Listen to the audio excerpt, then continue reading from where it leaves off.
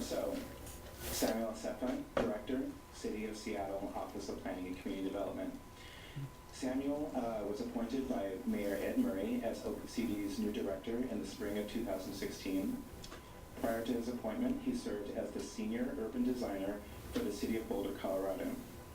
Previously, he was the Director of Land Use and Planning Policy for Chicago's Department of Planning, and served as Deputy Chief of Staff to Mayor Richard Daley. He also served the City of San Francisco as Director of Special Projects for the Department of Planning and Development, responsible for implementation of various urban design policies and redevelopment plans, having lived and worked in several cities in the U.S. and abroad. He has participated as a speaker and advisor on urban planning and design issues worldwide, including cities in Canada, the Netherlands, China, Ethiopia, and Australia, among others. Assefa has a master's degree in city planning from MIT and a bachelor's degree in architecture from the University of Illinois at Chicago. Sam's a graduate of MIT and a master, well, I already said that. I'd like everybody to give a round of applause to Sam. You know, I was born and raised in Ethiopia, in Addis Ababa, and when I was growing up, school was very important for me, and my parents were, I was lucky because my parents put me into a good school. But what was interesting when I was growing up was I always loved to draw. You know, it's like music and art. I loved sketching and drawing, and I always wanted to be an architect when I grow up. I didn't know what it meant, but I knew. So I used to watch, see a lot of the. Anybody born in Ethiopia? You. Yeah. How old are you when you left? 15. 15. So you remember. So I left about his age. I was almost 16 when I left, but I was always interested since like 5th, 6th, 7th grade to be an architect. And one time I was in my, I think it was 8th grade in my art class, I drew this high-rise building that I see out my window. You know, Muscal Square. Mm-hmm. So St. Joseph School, do you know? St. Joseph's? So outside our window at that time, the tallest building was like 12 stories. So I drew that in 3-dimensional. I spent hours and hours for my final art class. So I submitted that, and my teacher didn't believe me that I drew that because it looked way too mature for what I was doing at, I don't know, 13 or 14. And I got punished. She had me stand in a corner throughout the whole class because she thought my older brother did it or somebody who is more advanced did the drawing. And I remember that thinking, I was so pissed that she didn't believe me. So I remember, I said I have that memory. But then I kept getting interested in the idea of architecture, even though, like I was asking you what city planning and urban design is. I didn't know what it meant. I had like this romantic view of what it is. Wow, you draw a drawing and then a building gets built. You know, that's all I understood. But I was just always attracted to that. And I always wanted to do that when I went to school. But then there was a revolution in Ethiopia. My school was closed, and it was, you know, when Derg came, it was brutal. I was lucky enough to escape. But my father wasn't lucky enough. He was killed. And then I went to Kenya as a refugee. I was 16 with 3 other friends.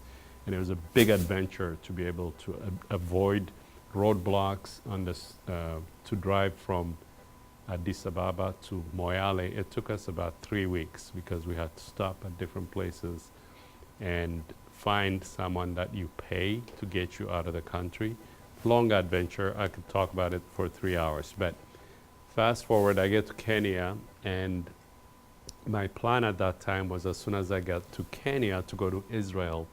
And I've read about the kibbutz. I don't know if anybody knows about the kibbutz. So these are in Israel since the 50s or 60s. They started this communal spaces like farmland where if you want to work on the land, you could, you know, grow stuff, but they give you a house. It's free. And I had read about that, and I wanted to go to Israel. So a friend of mine and I were buying tickets at the El Al office in Nairobi. And the woman who's selling us the ticket was really curious because I looked like you, even though I was 16. You look like 12 when I see you. So I was skinny like you, and she thought I was like 12 or 13. I was like, no, I'm 16. And because we weren't there with our parents. My friend was, actually, he used to live here. He's Masfin Taklamarian. No, he lives in Minneapolis. Do you know Masfin? Yeah. He's, so he and I were buying the ticket. And so this woman, and this is why the reason I'm telling you that was this woman who was selling us the ticket at the agent was really curious about me because, and both of us, because we didn't have our parents. And she kept asking, she said, why are you going to Israel? And I said, oh, I'm going to go live in the kibbutz. It's communal living and it's don't need money. And she said, have you finished school? I said, no, school is closed because of the revolution. In Ethiopia, for a year and a half, my school was closed. Now I'm a refugee in Kenya, and I didn't start school. So I've missed already 2 years by then. And I said, no, I don't know anything in Kenya. I want to go to Israel. And she said, well, I've been to to Israel many times. If you don't have money, if you haven't finished school, you're going to end up being a waiter or just working on, for somebody. She said, why don't you finish high school here in Kenya? And I said, I don't know anybody. And she said, well, my husband works for the government. Would you be open to, why don't I invite you for dinner at home, meet my husband, and if you get a good school, would you consider it? And I thought, I was completely open. And I said, sure. But Muslim said, oh no, I'm going. But he went to dinner with me anyways. 2 days later, we go to dinner, and her husband said, well, why don't you postpone your flight, and then I'll see what I can do. I was completely open to it because it was just a chance encounter. I didn't have any fear. I just said, okay, I'll, explore that. And I stayed. 2 or 3 weeks later, I get a call from this school, this international school in Nairobi. I went there. It's a beautiful rolling coffee farm. Tucked into the coffee farm are this beautifully designed hut-looking architecture was the school. And it was run by the US and Canadian embassies. And it had a river flowing nearby. It was just beautiful. And they interviewed me. And I said, sure, I'd be interested. So they gave me a scholarship. It was just a complete, and they've never given scholarships before. It wasn't part of. So all the students who go to that school, their parents are ambassadors or ministers, from all over the world. So I ended up going there for 2 years. It was one of the most important decisions that I made. It would not have happened if that woman didn't took interest in me, and if I wasn't just open to that chance encounter to say, hey, I would take that risk and explore, instead of the sure thing that I had, which was my ticket to Israel and all these things that I dreamt about. So that was kind of the first fork in that change.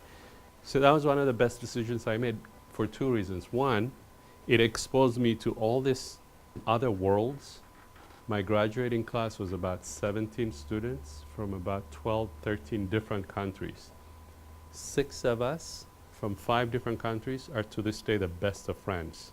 One is from Austria, one is from Sweden, one is from America, another Ethiopian, and a Chilean. The 6 of us meet each other anywhere in the world 2 to 3 times a year, at least a few of us, 3 of us. And then about 4 years ago, all 6 of us got together in Kenya. But that exposure for me then helped me kind of set me up wherever I went because of that, this time that I spent with this completely diverse group of people with complete diverse backgrounds, but we kind of bonded as friends. And then I went to Italy to come to the US. I lived there for a couple of years. There, again, complete chance encounter. I was supposed to be there for about 3 months. I ended up being there about 18 months. The reason I stayed was I ran into another friend of mine who was a refugee in Kenya, who went to Sweden and some other place and ended up in Italy. And he said, hey, I have an Ethiopian friend who grew up in Italy, and he has a bar, and he needs somebody to draw signage for him. And he said, would you, and he took me about an hour and a half outside of Rome. So I went there, and it took us a week. You know, I was doing signage for him, and then I did construction, because he wanted to change his garage into a jukebox and foosball place. So he said, hey, why don't you stay, he had a house in the back, why don't you stay here until we finish the work? I was by then 19 or 17, no, about 18. And I said, sure. And as I was doing that, I started realizing, wow, I am in Italy. Initially, it didn't hit me that much. What a great opportunity. And then I started liking being there, and I kept postponing my flights to come to the US. I spent about a year and a half there, and amazing experience. And then I saw Bob Marley's concert in Milan just before he died, because I was in Kenya, in Italy. Fast forward, I came to the US in Chicago, and all this time, I still really wanted to go study architecture. And Chicago is one of the quintessential place for architecture in America. So the difference between architecture and city planning is architects design buildings and then it gets built. City planners design the entire city where architects can put buildings in. But my initial education was for 5 years, studying architecture to be an architect. And after that, I started working in architecture, designing buildings, and the first firm I worked for was Ideal Place to Work. He was a teacher at my school, but he had a firm. So I interned for the last 2 years of my school. I was doing internship in his office.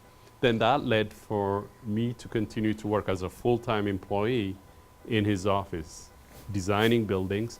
And there's nothing more satisfying that you draw, design, do the details, and then finally you see a building built and you know you had something to do with that. It's incredibly satisfying. After I did that for a few years, started asking myself a question about whether this is everything that I wanted it to be, you know, the idea of being an architect. Everything I wanted was there. The reason I started asking a question at that time was the people that were designing for are these incredibly rich people. It was a small firm, and we'd design very expensive homes for them, and I couldn't believe how much waste there is in when you're designing a building for them. So they would not like one idea, they'll change it. Oh, there's $50,000, $60,000 out the door.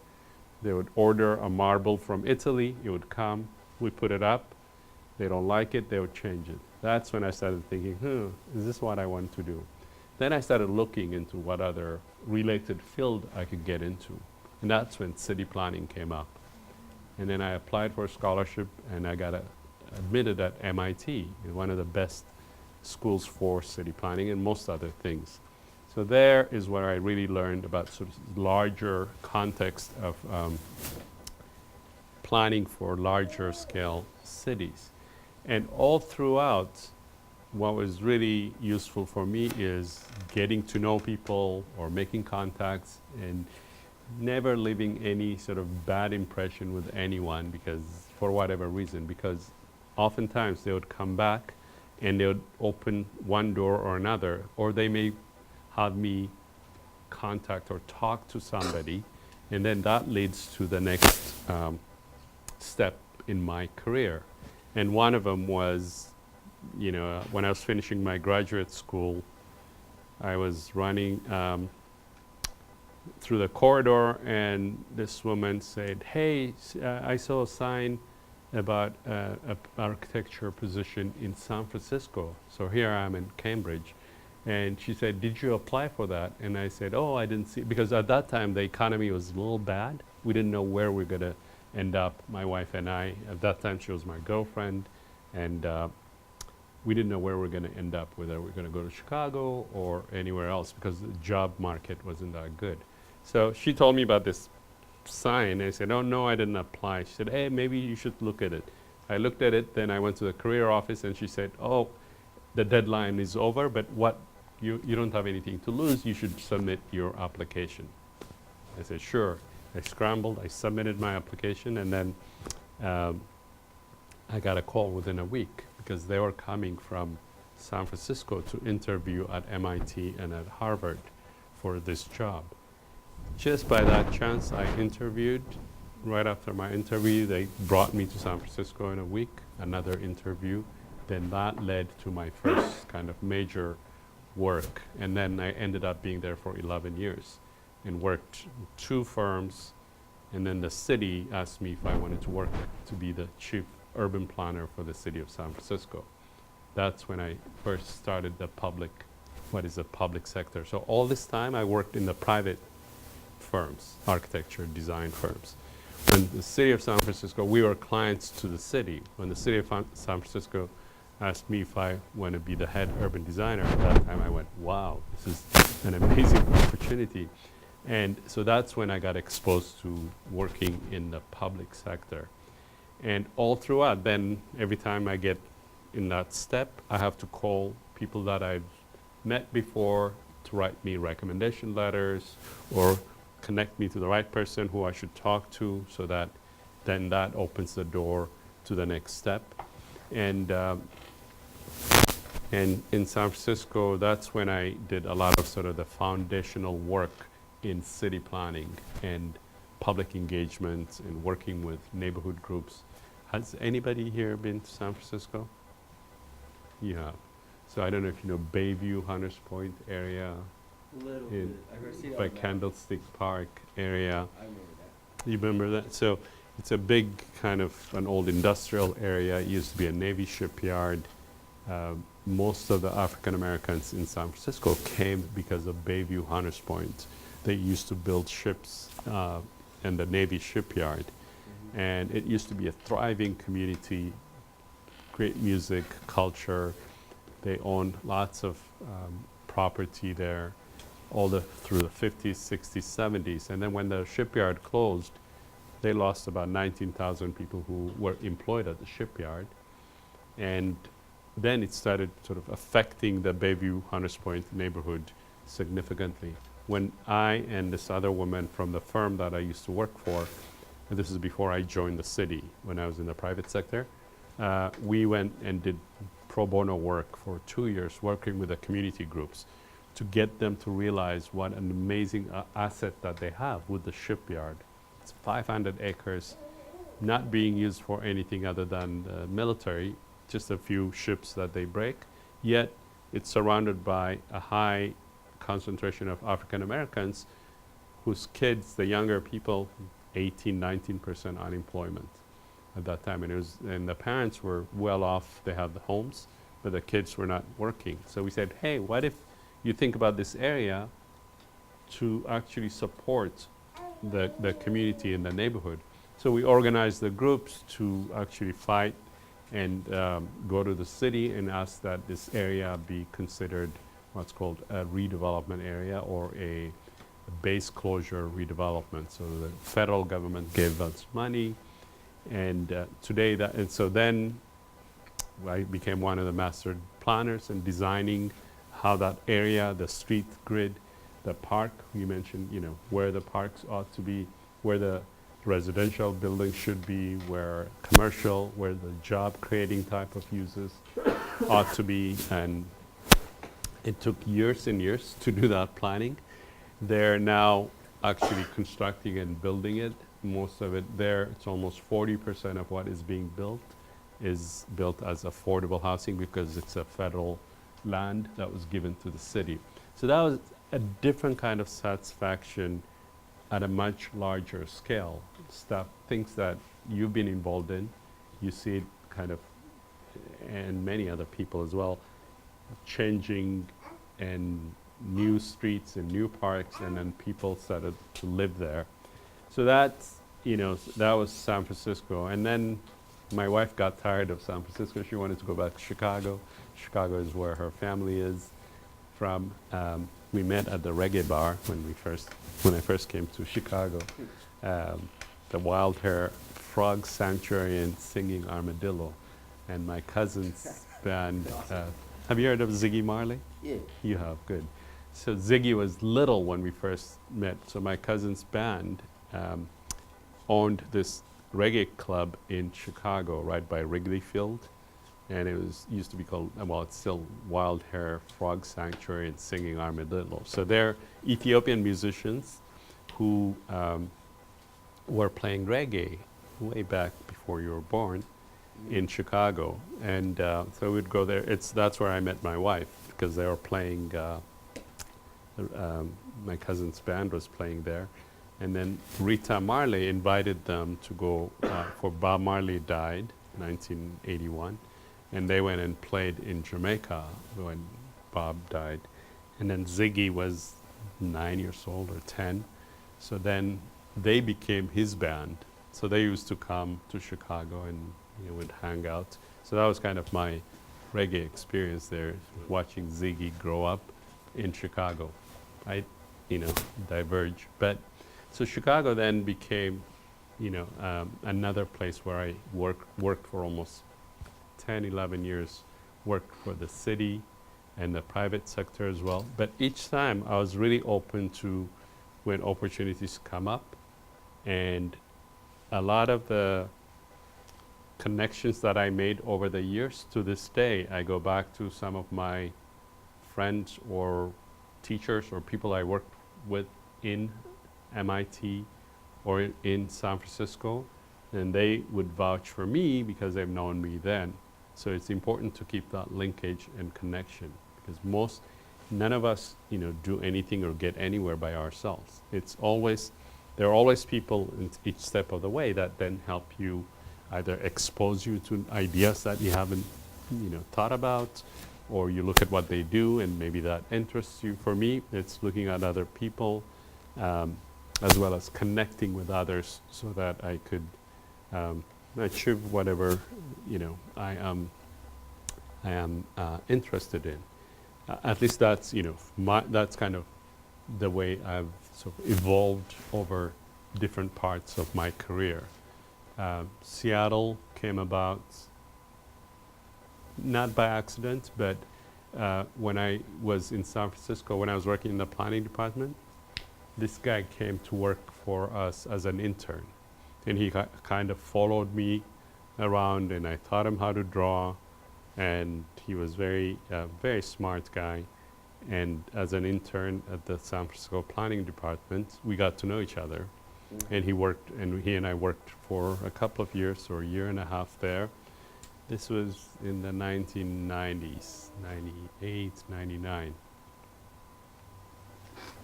2 years ago, I'm in Spain for a vacation, and I get a call. And guess who it is? It's this guy, Marshall Foster. And I said, "Hey, Marshall, what's going on?" And he goes, "Well, Sam, I just wanted to see if this would interest you.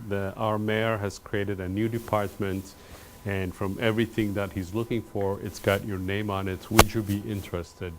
If I've been asked to be a recruiter to search, for a new director. Would you be interested if I put your name in?" I was happy in Boulder, heading urban design.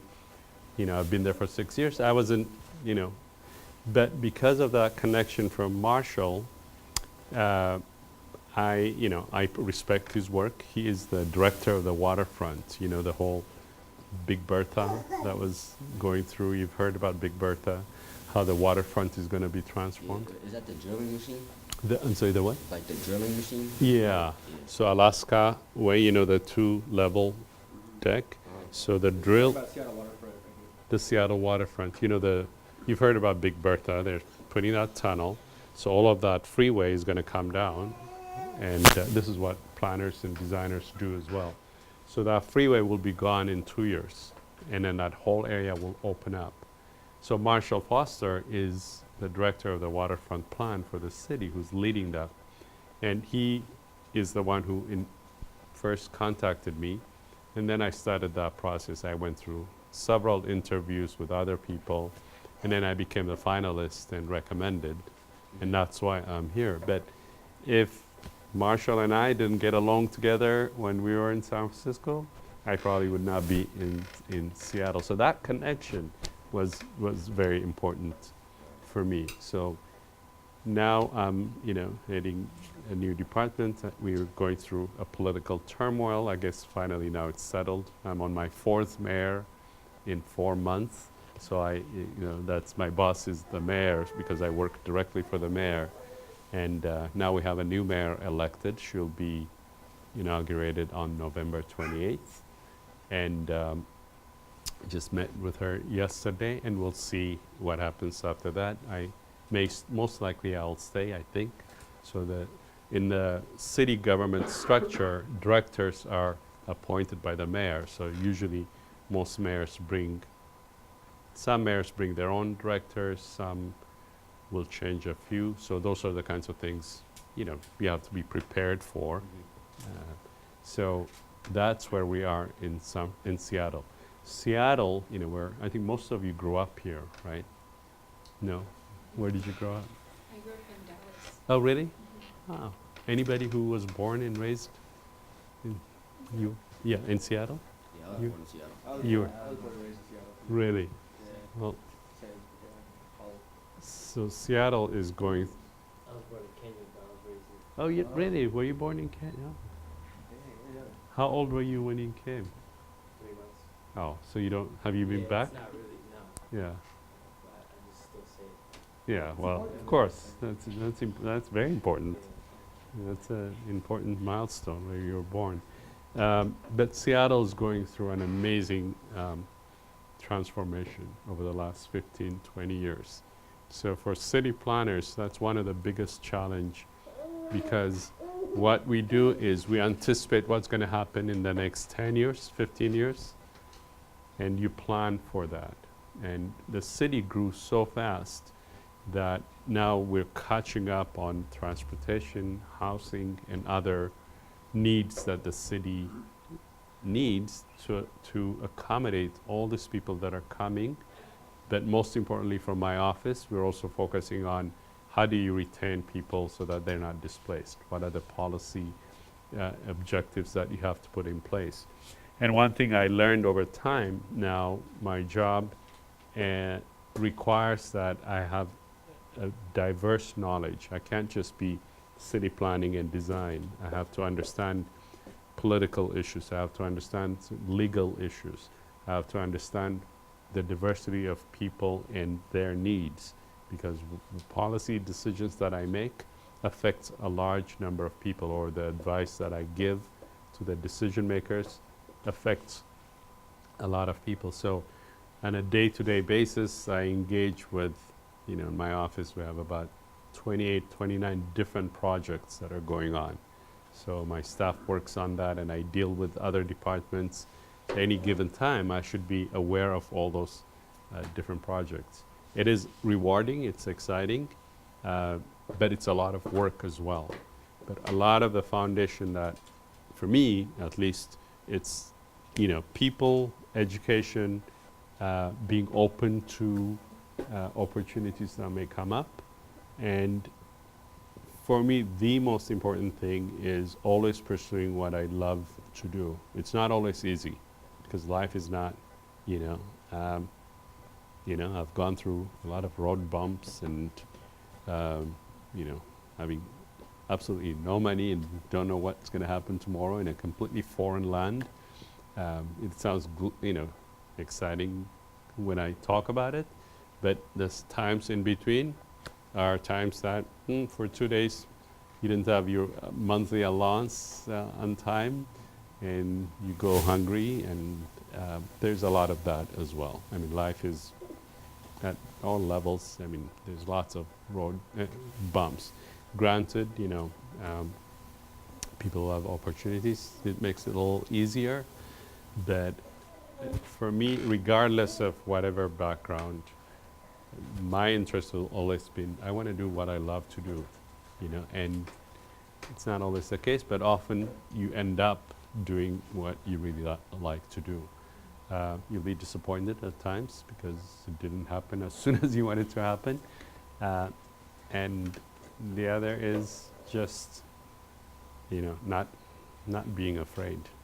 So I talked a lot. So that's kind of a general kind of sort of my background in terms of where I am. But I'll be happy to talk to you guys if you have questions. What motivates you? What? Motivates you? What motivates me? It's really so. Every time, although sometimes it's frustrating at daytime when I'm right in the midst of it, trying to solve problems, and I get sometimes pissed. When I go home, and what gets me excited to come in the morning is I always know so the stuff and smaller decisions that I make incrementally is going to have some major impact down the road. It's the same thing that the satisfaction I get when you design something and it's hard work, you stay up all night, but months or years later you see that thing completed. That's what always gets me excited. The decisions that I make affects people, at the end of the day, whether it's the place they live or the conditions that they're in. That, to me, that is what gets me excited and motivates me. Sure. Thank you so much for sharing your story. That was amazing. Sure. I was loving every part of it. I didn't want to interrupt. I had so many questions, or I had so many. Please. But I was wondering, in your story, there's so many good connections that played out later to be very fruitful for your life, for your career, and you got to meet all these people, all these chances kind of came up. But I feel like beyond knowing that networking and beyond knowing that connections are important, I'm wondering, what do you think that you did to bring to the table, or how did you build these relationships that were so good? Do you see what I'm saying? Yeah. What was your role in that besides being open to it? You obviously brought something so that these people saw value in it in some way. So, Yeah. I think a couple of things. One has nothing to do with education or everything. It really, for me, it's just how my parents raised me. In terms of, I rarely assume the worst of people when I meet them, and that always comes across. I don't know, even people whether it's politically against that I don't believe in, and although I've gone there at times, but for me it's just that personal. I just relate to people as human beings first, not as political entities. That comes into play as well. But more often than not, what people tell me when I talk to them is wow, we really like, the way you treated me, or I remember the way you talked to me on this, that, or the other. So that sort of personal, I listen to people in general, or take interest in them. That generally comes across. Now, the other is all the incremental experiences that I've had over time. That interests other people as well. I think that plays into whether it's the education that I had or work experience that I've had. That does attract some other. They get interested in that. But the first and foremost for me is, I relate to a 9-month-old and to a 95-year-old, and everything in between.